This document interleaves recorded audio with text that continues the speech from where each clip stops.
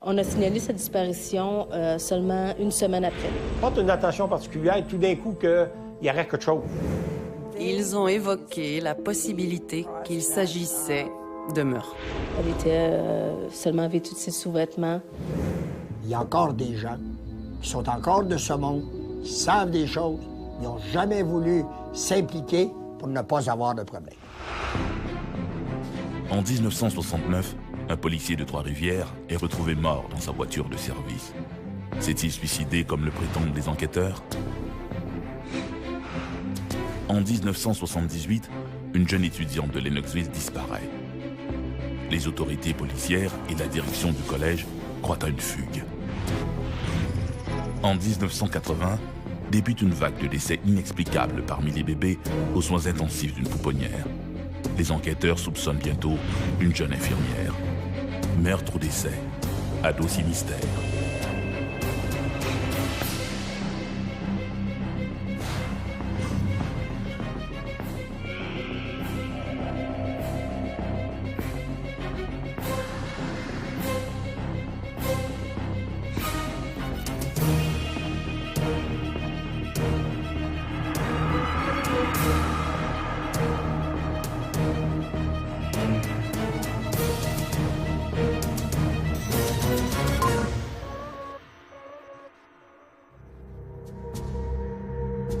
Un mort dans un endroit inusité, est-ce un meurtre, un accident ou un suicide? On dit qu'une scène de crime parle aux policiers. Mais lorsque les enquêteurs chargés de l'affaire sont eux-mêmes soupçonnés d'avoir caché des preuves, qui reste-t-il pour élucider le mystère?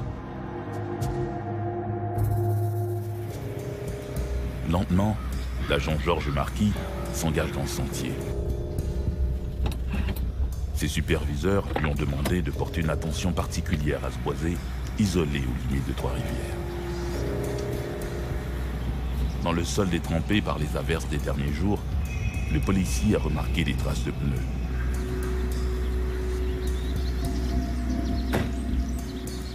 Plus loin, sur ce sentier qui mène nulle part, une Chevrolet semble abandonnée.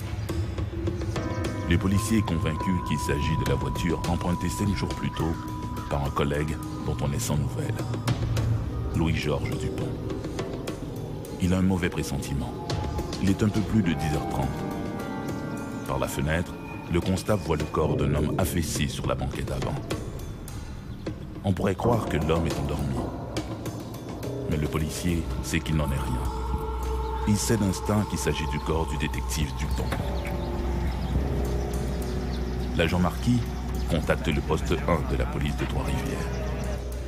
L'affaire Louis-Georges Dupont vient de commencer.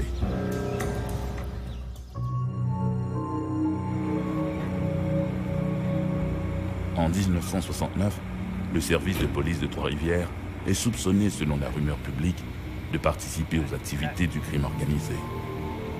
Prostitution, paris illégaux, racket de la protection des commerces et trafic de drogue. Plusieurs policiers accepteraient des pots de vin pour fermer les yeux. La ville de Trois-Rivières était une ville ouverte. On savait que le crime organisé s'était implanté à Trois-Rivières au niveau Barbotte, prostitution, prêt et géraire.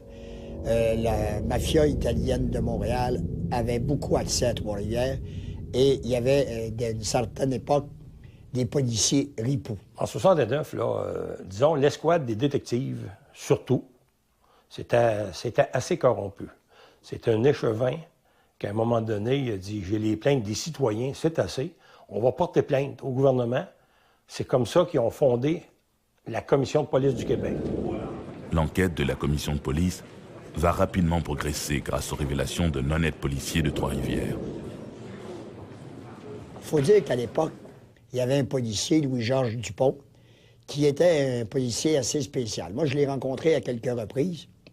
Et lui soupçonnait des gars avec qui il travaillait que ces gens-là étaient des ripoux. Et c'est là que l'affaire Dupont a vraiment commencé. Le 5 novembre 1969, l'agent Dupont, l'un des témoins clés de la commission de police, est anxieux. Il avait dit à ma mère, ça va être dangereux. Ce matin-là, il quitte la résidence familiale pour reconduire sa fille à l'école de secrétariat. dit à ma mère de ne pas envoyer les enfants à l'école, mais par contre, il va conduire ma sœur à l'école privée. Et puis, elle dit, les 3 dernières journées, quand il est venu me reconduire à l'école, il y avait toujours des chars noirs qui nous suivaient. Les chars noirs, bien, insure que c'est les gros chars de police. Il y en a des chars noirs non identifiés, aucune sirène là-dessus. Insure que c'est de ces chars-là. Après avoir reconduit sa fille, il arrive au travail. Depuis quelques jours, il n'est plus le même. Il craint les représailles de ses collègues qu'il a dénoncés devant les juges. Certains lui ont même clairement fait savoir que ses jours sont comptés. Au bureau, il croise le sergent détective Lawrence Buckley. Il s'informe des affaires courantes, puis quitte à bord de la voiture de service banalisée numéro 190.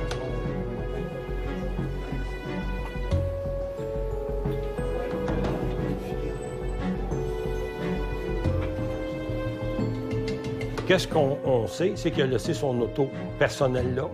Il est parti avec l'auto de service de la police. Ensuite de ça, il est disparu. À la fin de son quart de travail, il ne revient pas à la maison et le soir même, son épouse signale sa disparition. Il y a mon oncle qui a analysé un avion, qui a patrouillé les bois de Trois-Rivières, secteur, parce que Trois-Rivières va assez loin. Ils appellent ça le boulevard Saint-Jean. Ils ont patrouillé les bois, parce qu'il se partait des rumeurs que peut-être qu'on le trouverait dans les bois du nord de la ville. Alors, il y a eu une patrouille qui s'est faite. Ils n'ont pas rien trouvé. Il y a des clairières, à des places, il y a bien des petits sentiers. Il n'y a personne qui n'a rien vu. Dans les jours qui suivent, son épouse Jeanne d'Arc Dupont remarque la présence de grosses voitures noires stationnées devant la maison. Elle a le sentiment que son domicile est sous surveillance. Pendant ce temps, on est toujours sans nouvelles de son mari. La rumeur court que le sergent Dupont aurait été vu le matin de sa disparition en compagnie d'une jeune femme aux mœurs légères. La journée même du 5, il se part à la radio qu'il aurait été vu avec une jeune fille. Fait que, mais 4 heures plus tard, le lieutenant détective du poste de la police de Trois-Rivières dit OK, finalement, la jeune fille, c'était pas une inconnue, c'est sa fille qui allait amener à l'école à tous les matins. Mais la rumeur est lancée. Le 10 novembre 1969, le constable Georges Marquis découvre le corps de Louis-Georges Dupont dans un boisé au nord de Trois-Rivières. On a retrouvé mon père 5 jours plus tard, le 10 de novembre 1969, dans les bois du nord de la ville de Trois-Rivières, aux limites. Il appelait ça le boulevard Saint-Jean, aux limites. Il y a un policier qui est attitré par son supérieur d'aller faire du radar, supposément, il appelait ça le boulevard Saint-Jean. D'aller faire du radar là. Il passait à peu près une voiture à l'heure dans ce temps-là. C'est à peu près à 12 000 du poste de police de Trois-Rivières. Fait qu'en revenant, ils ont dit, bien là, en même temps, on les a faites cette semaine, mais il y a des petits sentiers. Si tu vois quelque chose, là, porte une attention particulière, tout d'un coup, qu'il y aurait quelque chose. L'agent Marquis informe aussitôt le capitaine détective Georges Gagnon et le directeur adjoint Roland Poitras, qui dépêchent sur les lieux enquêteurs et policiers. Le petit boisé du boulevard Saint-Jean devient possiblement une scène de crime. L'enquête est confiée au lieutenant-détective Jean-Marie Hubert. Pour plusieurs, cette affectation a de quoi étonner. Le détective Hubert est l'un des principaux policiers visés par la commission de police. Jean-Marie Hubert, c'était le lieutenant-détective, le supérieur immédiat de mon père, contre qui mon père avait une peur depuis plusieurs semaines, suite à des témoignages qui s'étaient dits à la commission de police. Puis c'est lui-même qui a fait l'enquête. Le détective Hubert, celui-là même qui a été dénoncé à la commission de police par Louis-Georges Dupont, est chargé d'enquêter sur la mort du policier. Un photographe judiciaire prend de nombreux clichés. Puis, le corps de Louis-Georges Dupont est sorti du véhicule pour être transporté à la morgue de Trois-Rivières.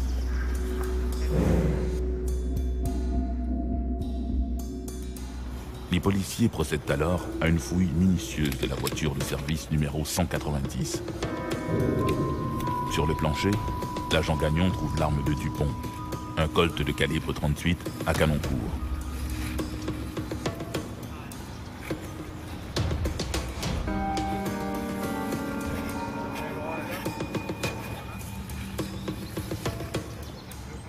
Sous le pare-soleil, une note portant la notation pour ma femme. Les termes de celle-ci sont simples, mais explicites. Jeanne d'Arc, tu verras l'avocat Yvan Godin et le notaire Gilles Garceau avec tous les papiers. Je vous aimais tous beaucoup. Je vous demande pardon. Louis-Georges. Pour les détectives, tout porte à croire que l'agent Dupont a mis fin à ses jours avec son revolver de service. Mais des empreintes de pneus devant la voiture de Louis-Georges Dupont, qui auraient dû être effacées par les plus abondantes des 5 derniers jours, soulèvent des doutes dans l'esprit de certains. Quand ils l'ont trouvé dans la clairière, là, ça s'est fait vite. Même que le garagiste qui a remorqué l'auto, il dit, moi, quand je suis arrivé, il y avait 2 polices qui m'attendaient. Là, tous les autres étaient partis. Ils étaient partis chez ma mère, probablement. Ils s'en venaient vers Trois-Rivières. Ils ont dit, je suis arrivé, il a dit, non, tout est correct. Accroche ça, on est au poste, t'as pas d'affaire à garder dans le char. On remorque la voiture de service de l'agent Dupont au quartier général. Entre-temps, Jacques, son fils aîné, est amené à la morgue pour identifier le corps de son père. Pendant que j'étais après à identifier mon père comme ça, puis je le regardais, vous comprenez, le paletot, il l'avait ouvert, là. Qu'est-ce qu'on voit sur les photos? Le paletot est ici. Mais il l'avait ouvert plus grand que ça. Fait que le sang allait encore plus loin. J'en avais plein la vue, là. Tu sais, j'arrive, tu vois ton père là. Et puis, je l'identifie. Puis pendant que j'étais après l'identifier, M. Poitras, il dit, Jacques, cette valeur, mais ton père, là, s'est enlevé la vie, là. Juste en élevant le ton, juste au bon moment. Alors là, moi, je suis rendu, là, j'étais après à regarder. 5-6 secondes, je suis rendu à face. Je vois le nez écrasé, à peu près ça de l'air, la barre blanche, plein de sang, la chemise tout virée, tout le rebord de la chemise virée à l'envers. Mais là, moi, j'ai 19 ans, je suis entouré de police, là. Je peux pas faire grand-chose. Il me dit ça. Là, pendant que je repars de la tête et je redescends, dans les 5 secondes, il reprend. Jacques, cette valeur-là. Mais ton père, là, s'est suicidé. Sur l'heure du midi, pendant que j'identifiais mon père, il y avait des grandes portes où il y a les camions pompiers. Ma mère, elle décide, avec son frère, elle dit « Je vais aller voir le char au poste ». Elle est rentrée par la porte, elle a ouvert la porte, elle a regardé dans l'auto. Il n'y a pas de sang, il n'y a rien. Ben, elle dit « On lavait le siège ». Elle, dans son idée, elle pensait qu'il y avait eu le temps de laver tout le siège puis tout. On sait bien s'il y a eu du sang là. À un moment donné, tu peux pas, ça part pas, ça, là. Le corps de Louis-Georges Dupont est autopsié le même jour par le docteur Jean Hould, qui conclut dans son rapport que l'agent Dupont s'est suicidé avec son arme de service. Selon le rapport, la balle a pénétré par la poitrine, a traversé le cœur pour ressortir dans le dos. Il ne fait aucun doute pour la famille que la mort de Louis-Georges est un meurtre déguisé en suicide. Bien, tout de suite, au départ, quand on ramenait le linge de mon père à la maison, ma soeur Rowan avec ma mère, on dit, ben voyons donc, c'est pas son côte, ça, il est parti avec une belle habit grise, puis le vêtement, son trench, il est plein de boîtes, puis il y a un trou dans l'épaule, que c'est ça. On dit, comment ça qu'on n'a pas vu ça? Comment ça? Comment ça que mon père est couché du côté droit dans l'auto, puis qu'il y a du sang qui sort par le côté gauche de l'oreille, on voit la trace de sang au collet de chemise, puis qui est tout bleu ici, la lividité cadavérique, on ne connaissait pas ça dans le temps. Avec Internet aujourd'hui, puis tout ça, on apprend des choses. Il est couché là. Comment ça que cette site qui est bleuté? C'est le côté droit qui aurait dû être bleuté. Le sang ne peut pas monter par la gravité. Bien, c'est sûr qu'à l'époque, on n'a pas tout vu ça. Aujourd'hui, on a découvert les photos. Mon père, il a le nez cassé. Il n'y a pas de sang dans la voiture. Il y a 2 balles dans le dos. Il n'est pas habillé comme qu'il était parti. Il y a des traces de pneus fraîches à l'avant. Il y a 2 lettres de suicide. C'est pas son écriture. La signature, c'est pas sa signature que c'est lettres. C'est toute la police qui a trafiqué jusqu'au négatif. Parce que là, qu'est-ce qu'on fait présentement? Ça ne peut pas être un tueur de la mafia. Il faut que ça soit la police là, qui ait trafiqué jusqu'au négatif.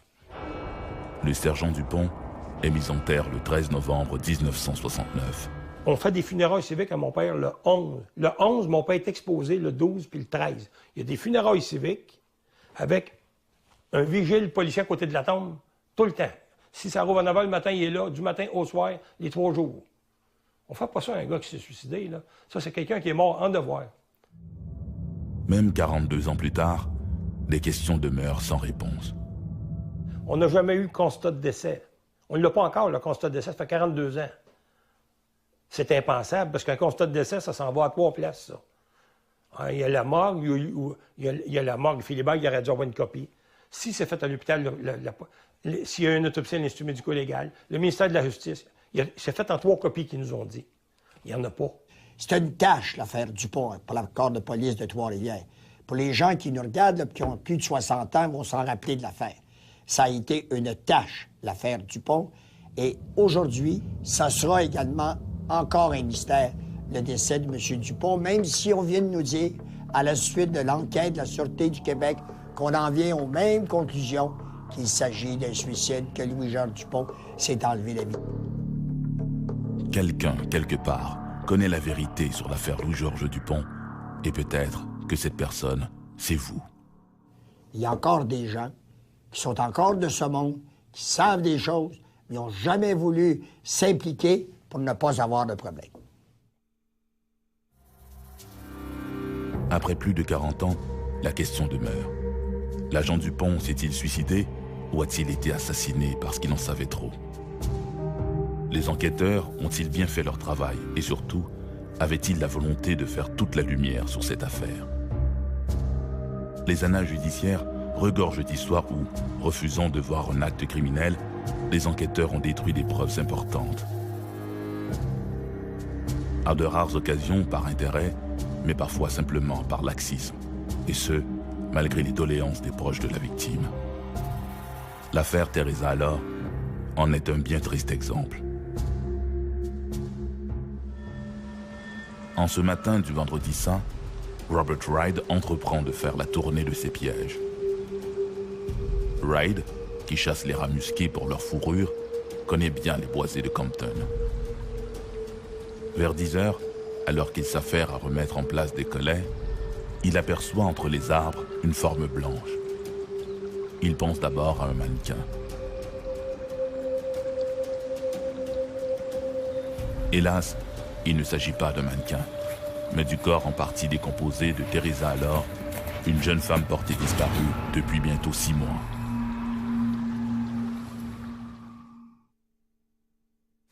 Il fait un temps magnifique en ce 3 novembre 1978. À Lennoxville, le Collège Champlain accueille des étudiants qui viennent d'un peu partout, dont Teresa Allard, originaire du Nouveau-Brunswick. L'étudiante de 19 ans loge à Gaylord House, une imposante résidence victorienne située dans le village voisin de Compton. Le collège est à Lennoxville, les résidences se trouvaient à Compton. Et il faut se rappeler qu'on est dans les années 70, alors c'est un peu hippie. Il n'y a pas aussi de contrôle, de surveillance qu'il y a comme aujourd'hui. Alors, les étudiants étaient beaucoup laissés à eux-mêmes. On pouvait faire des parties jusqu'à n'importe quelle heure. Il n'y avait pas de prise de présence en classe. Après le petit déjeuner, vêtue de son pullover beige et d'une écharpe verte autour du cou, elle se précipite pour attraper le bus, assurant la navette entre Gaylord House et le Collège Champlain. Elle est allée à ses cours, et puis à l'heure du dîner, elle est allée rejoindre ses amis pour dîner à la cafétéria. Et à ce moment-là, elle était fumeuse, donc elle aurait demandé une cigarette à des amis. Et puis, suite à ça, elle serait retournée à ses cours. Et puis, à cette époque-là, il y avait seulement 2 autobus qui ramenaient les étudiants du collège au dortoir à Compton. Et ses amis ne l'ont pas vue embarquer dans l'autobus. Et personne n'a vraiment remarqué son absence jusqu'à la fin du week-end. On dirait que toutes ces choses semblent arriver un vendredi. Ce n'est qu'après le week-end qu'on a remarqué qu'on ne l'avait pas vue, qu'elle ne s'était pas présentée dans les endroits qu'elle avait l'habitude de fréquenter. Pendant une semaine, personne ne s'inquiète de l'absence de Teresa. On a signalé sa disparition seulement une semaine après. C'est son frère, André, qui a commencé à remarquer qu'elle était absente, ses amis aussi. Alors là, il a fait le tour de ses amis, puis ses amis lui ont dit qu'il ne l'avait pas vue. Il a appelé les parents et puis tout ça. Et alors, il est allé voir les autorités à l'école pour déclarer sa sœur disparue. La police n'a pas pris le cas de Teresa au sérieux parce que les jeunes de ce collège avaient la réputation d'être des fêtards. Pour la famille de la disparue, il est clair que quelque chose de grave est arrivé. Chose curieuse, de leur côté, les autorités continuent de favoriser le scénario de la fugue. Le chef de la police de Lennoxville transmet même au douanier de Vermont un portrait de Teresa, laissant supposer que celle-ci pourrait être impliquée dans un trafic de drogue. Ils ont évoqué divers prétextes. Elle était peut-être en goguette. Elle était peut-être partie avec un amoureux. Elle avait peut-être d'autres motivations secrètes. Elle se droguait peut-être. Il semblait davantage intéressé à accoler une étiquette négative à cette pauvre fille qu'il ne connaissait même pas, plutôt que de chercher à comprendre ce qui s'était passé. Au collège Champlain, l'administration se montre tout aussi laxiste. À l'époque, on ne donnait pas autant d'importance aux personnes disparues comme on le fait aujourd'hui. Alors, évidemment, je suis certaine qu'aujourd'hui, une personne qui disparaît, les choses, là, au collège, les choses seraient beaucoup différentes. Mais à l'époque, non, il n'y a pas de grandes mesures qui ont été prises immédiatement pour essayer de retrouver Teresa. Pour les parents de Teresa, ces spéculations, qui ne font que salir la réputation de leur fille, sont non seulement calomnieuses, mais surtout injustifiées. Après une brève enquête, la police a dit à ma famille que ma sœur était probablement morte d'une overdose, que les étudiants avaient paniqué, qu'ils avaient pris son corps et s'en étaient débarrassés ici. Je crois qu'elle a été victime d'une agression sexuelle suivie d'un meurtre. Après la disparition de Teresa, les parents étaient un peu déçus de la façon dont les autorités ont pris l'affaire en main. Alors, ils ont engagé Robert Belac. C'est un détective privé. Alors, ils l'ont engagé, lui, pour faire une enquête privée. Robert Belac se rend au collège Champlain et à la résidence Kellogg House pour retracer les derniers faits et gestes connus de la jeune femme. Son enquête met un sérieux bémol sur l'hypothèse de la fugue, favorisée par la police de Lennoxville. Dans la chambre de Teresa, le limier découvre sa bourse et ses chaussures de sport, deux items dont elle ne se séparait jamais bien longtemps. Il y a deux théories. La première théorie, c'est que la dernière fois qu'elle a été vue, ça a été par ses amis cet après-midi-là au collège. Et l'autre théorie est qu'il y a deux filles, particulièrement une qui a dit qu'elle a été vue à Compton, au dortoir, ce soir-là, vers environ 9h30, et qu'elle lui aurait même parlé. Il y a un flou là, parce que personne ne sait vraiment. A-t-elle attendu le bus suivant, qui passait plusieurs heures plus tard? A-t-elle fait de l'autostop? Comment est-elle arrivée là? Est-elle retournée à sa chambre ou non? Le corps de Teresa a été retrouvé 5 mois après sa disparition, le 13 avril 1979, à Compton, dans une crique, à moins d'1 kilomètre de la résidence. Elle était seulement vêtue de ses sous-vêtements. Les explications de certaines autorités concernant le fait qu'elle a été retrouvée seulement en sous-vêtements et qu'on n'a pas retrouvé ses vêtements ont été à l'effet que le courant de l'eau aurait enlevé le reste de ses vêtements. Ce qui est totalement ridicule parce que c'est une petite crique. Alors, il n'y a pas vraiment de courant assez fort. Et puis, c'est vraiment petit, là, on aurait retrouvé ses vêtements. Le caporal Gaudreau demande à ses hommes de ratisser le secteur à la recherche d'indices. Un individu a remarqué des marques autour de son cou et on a pensé qu'elle avait pu être étranglée. Cela ouvre la porte au fait que la police a été négligente dans cette affaire et que finalement, qu'elle aurait été assassinée. Lorsqu'on a retrouvé le corps de Teresa, il n'y a aucune pièce à conviction qui a été retrouvée autour. En fait, les seules pièces à conviction étaient ses sous-vêtements et puis sa montre qu'elle portait toujours sur elle. Elle avait aussi un foulard qui était coupé en deux, qui a été retrouvé non loin de là. À l'autopsie, le légiste reste flou sur les causes du décès. À l'époque où on a fait l'autopsie sur Teresa, le médecin légiste a fermé son rapport d'autopsie avec la notion de mort violente de nature indéterminée. Les tests toxicologiques montrent qu'au moment de sa mort, Teresa n'était ni sous l'influence de la drogue, ni sous l'influence de l'alcool. Pendant des années, la mort de Teresa alors va demeurer dans une zone grise.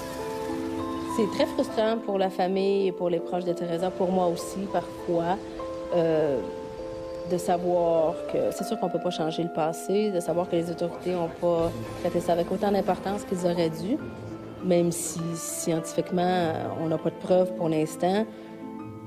C'est évident que c'est une mort suspecte. En 2002, John Allor, l'un des frères de Teresa, décide de revoir tout le dossier. Il était hanté, évidemment, par la mort de sa sœur. Et puis, il a décidé d'organiser une battue à Austin, à Magog. Parce qu'à l'époque où Teresa a disparu, il y a des vêtements qui ont été vus dans une partie d'un boisé. Et apparemment, les vêtements qui ont été vus là-bas correspondaient à ce que Teresa portait lorsqu'elle était disparue. Qu'est-ce qui était un peu bizarre aussi, c'est qu'à l'emplacement où on a vu ces vêtements-là, le corps d'une autre victime a été retrouvé, celui de Louise Camiran. À Lennoxville, John Allor, en examinant le dossier de sa sœur Teresa, réalise que la police s'était bien gardée de mentionner que plusieurs agressions sexuelles avaient été rapportées dans le même secteur, dont 2 meurtres. Vu un tel cafouillage, le décès de Teresa Allor n'a jamais été résolu. Son frère John se demande encore quelles sont les chances de voir le meurtrier de sa sœur être mis sous les verrous. Il y a là un lien qui mérite qu'on s'y intéresse et qu'on enquête. Il m'apparaît qu'on aurait pu faire davantage pour elle et pour sa famille. L'indifférence des policiers et d'une communauté entière peut permettre à un assassin d'échapper au filet de la justice, comme ce fut probablement le cas pour Teresa Allor. Au contraire, lorsqu'une hystérie collective s'empare de toute une communauté, que la presse alimentée par une furie populaire exige rapidement un coupable, il faut espérer ne pas faire partie de la liste des suspects.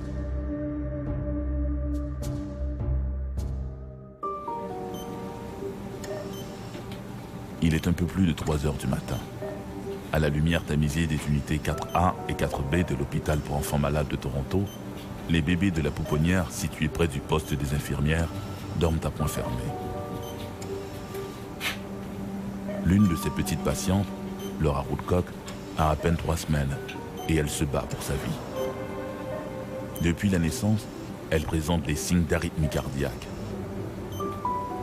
Au moment de sa ronde, l'infirmière responsable de l'unité 4B note que la petite Laura Woodcock présente des troubles respiratoires. Elle semble fiévreuse et son rythme est irrégulier. Récemment, les cardiologues ont révisé leur diagnostic et ont arrêté son traitement à la digoxine, un médicament qui permet de régulariser le rythme cardiaque. À la fin de son quart de travail, à 8 heures, Bertha Bell doit informer Susan Nails, l'infirmière du jour, de l'état préoccupant de la petite Laura et elle demande que le médecin la voie le plus vite possible. À 9h40, en cette magnifique matinée ensoleillée de juin, la petite Laura Woodcock meurt subitement d'un arrêt cardiaque.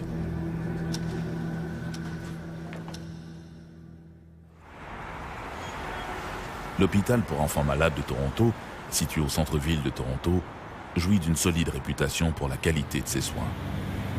Rien n'aurait pu préparer son personnel à cette sombre saga qui va bientôt s'abattre sur l'établissement.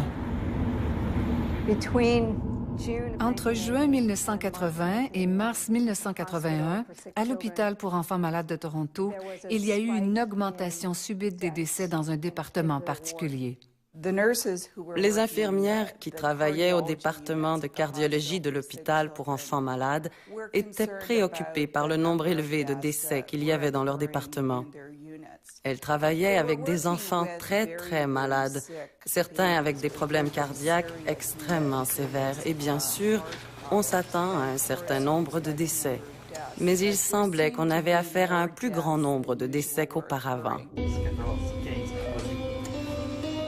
8 jours après le décès de la petite Laura Woodcock, Allen Perrault, un poupon d'1 mois, meurt subitement à 13h45. 2 semaines plus tard, Andrew Bilodeau, lui aussi âgé d'1 mois, meurt à 14h10. Suivent coup sur coup les décès de David Taylor et de Amber Dawson. Le personnel hospitalier est inquiet. Elles ont parlé de leurs préoccupations avec le personnel médical et on les a rassurées en leur confirmant que chacun de ces décès était en rapport direct avec la condition médicale des victimes. En septembre, et 20 autres morts plus tard, une enquête interne est ouverte. Puis, un rapport du bureau du coroner concernant un des enfants morts en janvier faisait mention d'un taux très élevé de digoxine dans le sang de la victime. Administrée massivement, la digoxine peut être mortelle. Or, les analyses toxicologiques révèlent que l'enfant a reçu une dose 13 fois supérieure à la norme. La digoxine est le produit dérivé d'une plante qu'on utilise pour traiter l'arythmie cardiaque et aussi pour augmenter la puissance des battements cardiaques. Et tous ces bébés avaient été traités avec la digoxine. C'étaient surtout des prématurés très petits et qui se battaient pour rester en vie. C'était une prescription parfaitement pertinente pour ce type de cas. Aussi, il n'est pas surprenant que l'analyse sanguine post-mortem ait révélé la présence de ce produit dans leur sang. 2 semaines plus tard, un 27e et un 28e bébé meurent subitement. Là encore, l'autopsie révèle des doses anormalement élevées de digoxine. Cette fois, plus de doute. Quelqu'un empoisonne les poupons de l'hôpital. Le dossier est de facto transféré à la police de Toronto. 2 jours après que la police eut été amenée sur place, parce que sa présence avait été réclamée pour assister le coroner et non pas pour faire une enquête criminelle, ils ont émis l'hypothèse de possible meurtre.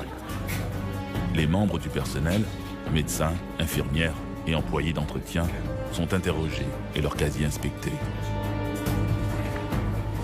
Vu le climat de suspicion, les infirmières consultent Elizabeth McIntyre, une jeune avocate qui débute sa pratique. Elle leur conseille de ne pas parler sans la présence d'un avocat. Le 22 mars, un autre bébé meurt. Les autorités comprennent qu'elles doivent agir promptement. Cela s'est passé autour du 20 ou du 21 mars. Le 25 mars, on arrêtait Susan Nels et on l'accusait du meurtre de l'un des enfants. Lors de son arrestation, la jeune infirmière refuse de répondre aux questions des policiers. Elle aurait dit aux policiers qu'elle souhaitait parler à un avocat avant de répondre à leurs questions. Et c'est cette réaction qui aurait convaincu les policiers qu'elle était bel et bien coupable. Plus de la moitié des morts suspectes sont survenus durant le quart de travail de la jeune infirmière de 18 ans. Susan Nels était l'une des infirmières qui travaillait au département de cardiologie de l'hôpital. Les infirmières étaient divisées en équipes et la police avait découvert que cette équipe était au travail lorsque plusieurs de ces morts suspectes s'étaient produites. Or, juste avant cette arrestation, un autre enfant était décédé. Un enfant placé sous la supervision de Susan Nels. Malgré cette arrestation, l'établissement continue d'être le théâtre d'événements étranges. En septembre 1981, une infirmière de l'unité des soins cardiaques découvre dans sa salade, achetée à la cafétéria de l'hôpital, une capsule de propranolol, un autre régulateur cardiaque. Quelques jours plus tard, Phyllis Traynor, une seconde infirmière, trouve dans sa soupe, elle aussi prise à la cafétéria, 2 capsules du même médicament. Flanquée de 2 de ses avocats, la prévenue est apparue calme. C'est le 11 janvier 1982 que débute l'enquête préliminaire de Susan Nels, suspectée de la mort de 4 des bébés. Je crois que les procédures ont commencé au début de 1982 et ont duré environ 6 mois. À la fin, le juge Wanak a estimé qu'il n'y avait pas suffisamment de preuves pour tenir un procès. À l'instant, le juge David Wanek a estimé qu'il n'y a pas de preuves suffisantes pour affirmer qu'elle avait administré des doses fatales de digoxine à 4 bébés de l'hôpital pour enfants malades de Toronto. La preuve de la couronne s'effondrait.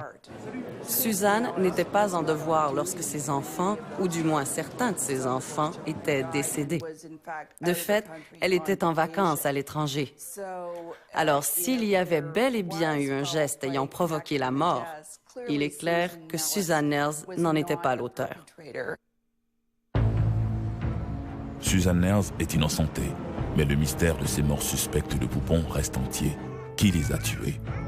Il continuait de régner un climat de suspicion entourant le fait que les bébés de l'hôpital pour enfants malades avaient été assassinés et qu'aucun coupable n'avait été identifié.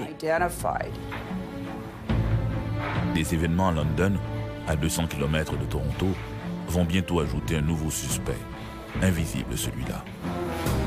Dans sa clinique de radiologie, le docteur Gavin Hamilton cherche à comprendre pourquoi il fait face à une augmentation de réactions allergiques chez ses plus jeunes patients.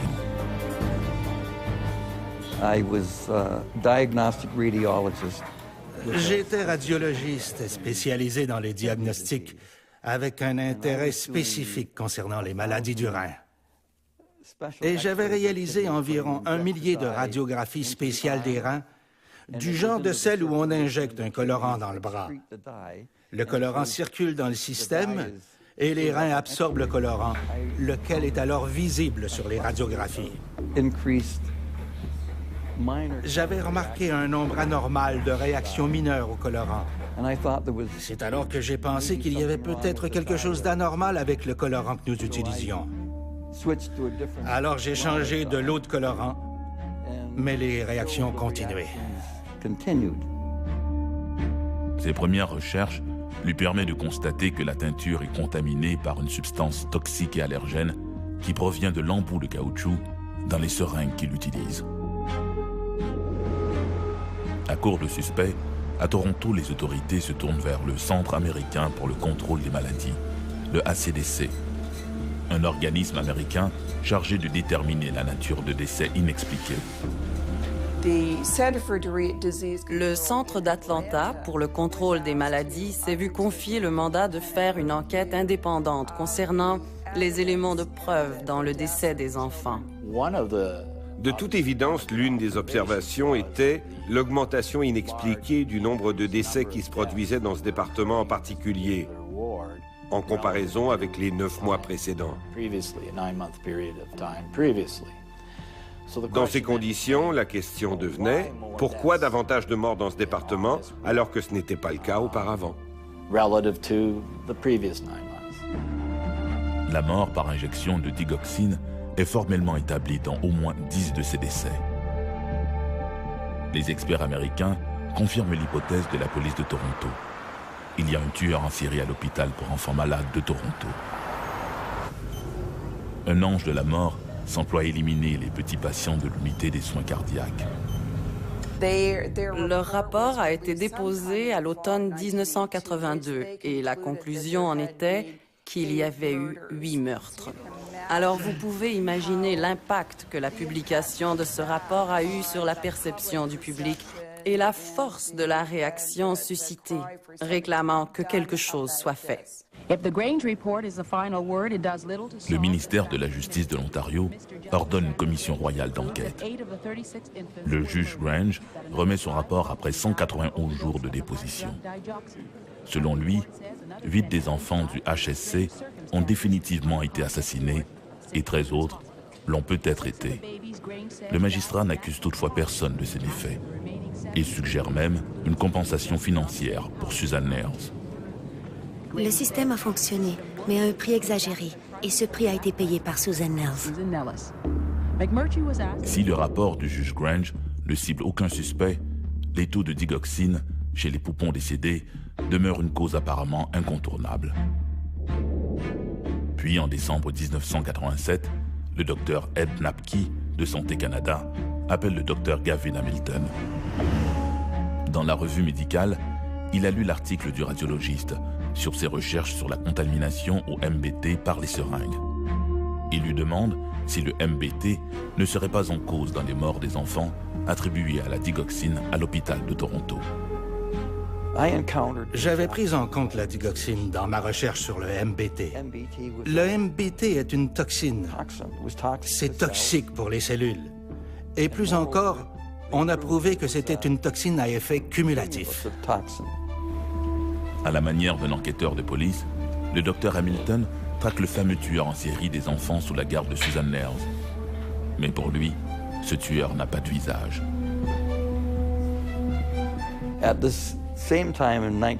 À la même époque, entre 1981 et 1983, au Centre national d'analyse des médicaments aux États-Unis, il procédait à des tests sur des seringues à dose individuelle.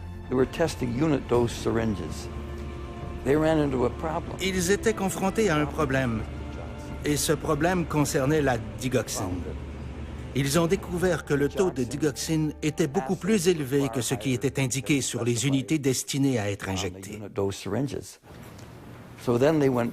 Alors ils ont remonté le fil et se sont intéressés aux méthodes utilisées pour tester la digoxine. Et ils se sont rendus compte que c'était le test de PLC qui était erroné. Il mesurait quelque chose d'autre que la digoxine. De fait, il mesurait le MBT.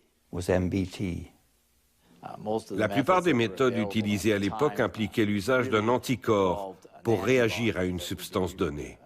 Or, le problème revient à ceci: jusqu'à quel point l'anticorps est-il capable de reconnaître la digoxine et seulement la digoxine? Mais dans ce cas-ci, l'anticorps réagissait à plusieurs substances à différents degrés. Les MBT, qui contaminent ainsi les seringues et qui faussent les analyses des taux de digoxine lors des autopsies des poupons, sont de plus aggravés par le format des seringues utilisées. Le problème avec les enfants, c'est qu'on utilise sur eux le même type de seringue qu'on utilise pour les adultes. En conséquence et en simples termes de proportion, les enfants reçoivent des doses beaucoup plus concentrées de MBT dans leur corps. Cette toxine insidieuse, qui a échappé aux enquêteurs à Toronto, a également trompé les autorités des Pays-Bas, où une vague de mystérieux décès de poupons a également sévi. Un nouveau cas en provenance des Pays-Bas présentait des similarités étonnantes avec ces cas d'analyse. Une infirmière avait été condamnée pour avoir administré de la digoxine à des bébés. Cette infirmière, Lucia de Berg, sera finalement libérée au bout de 6 ans d'incarcération, grâce entre autres aux recherches du docteur Gavin Hamilton. Mais une toxine invisible ne fait pas un bon tueur pour la presse à sensation. Les préjugés sont tenaces. Encore aujourd'hui, beaucoup de gens demeurent convaincus de la culpabilité de la jeune infirmière de Toronto. On dirait que le préjugé demeure, à la fois dans l'esprit de la police comme dans celui du public, lesquels, de manière générale, aiment bien les infirmières. Mais on dirait qu'ils se plaisent à croire qu'il y a toujours un monstre qui se cache parmi elles et, lorsque quelque chose tourne mal, on dirait que c'est une manie pour la police de sauter à la conclusion qu'une infirmière est coupable. Ce qui mène alors à une surenchère de la part des médias pour en faire une énorme histoire.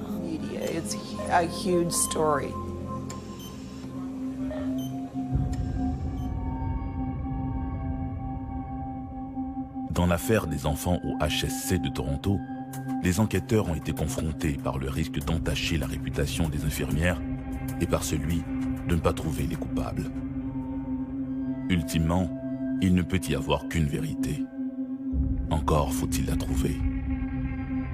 Les bambins à Toronto sont-ils décédés de causes naturelles ou ont-ils été assassinés? Teresa alors, s'est-elle perdue dans les bois Compton ou y a-t-elle été agressée? Le détective Louis-Georges Dupont à Trois-Rivières a-t-il été tué ou s'est-il suicidé? Dans certaines affaires, la vérité s'entoure d'un voile de mystère pendant trop longtemps.